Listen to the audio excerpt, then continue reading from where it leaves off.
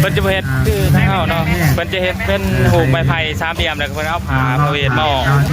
อ้อม2-3หอบแหละแต่เพิ่นก็จะห้ามนางตัวนี้แป๊บนึงแล้วก็เพิ่นสิเอาผ้าพระเวทมาอ้อมไม้สามเหลี่ยมแล้วไม้หางไม้ไผ่นี่แล้วก็เพิ่นสิห้ามไปเนาะแต่ว่าทางบ้านเฮาเพิ่นจะเฮ็ดเป็นแผ่นยาวเลยแล้วก็ห้ามเอาไม้สอดตามแผ่นอันนี้เนาะแต่ว่าทางเพิ่นนี่ก็เฮ็ดแบบนี้เนาะแล้วก็ห้ามไปแต่ละมงแต่บอลก็บ่คือกันเนาะหาเบิ่งเพิ่นห้ามจังหน่อย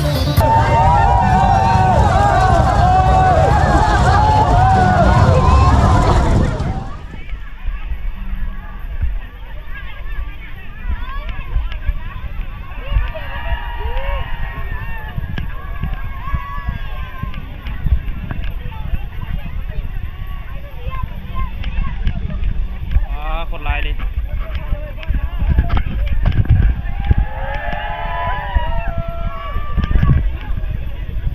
คนลายแห้งเนาะที่แรกก็คิดว่าสิบลายเนาะรอบมาแห่จริงคนลาย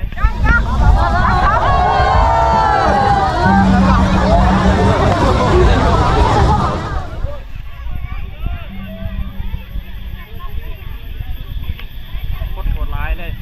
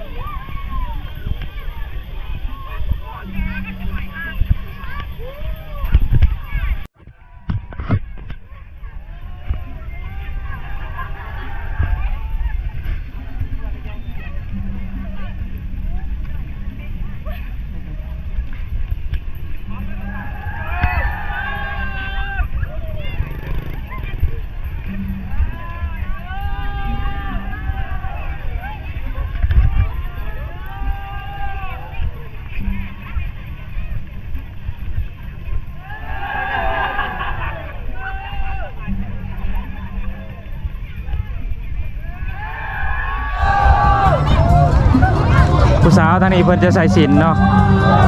แบบเพราะว่าเพิ่นจะรักษาวัฒนธรรมดังเดิมเนาะเพิ่นจะใส่สิญจน์มาแห่เนาะสังเกตได้เลยว่าทุกคนผู้หญิงเขาจะใส่สิญจน์เนาะ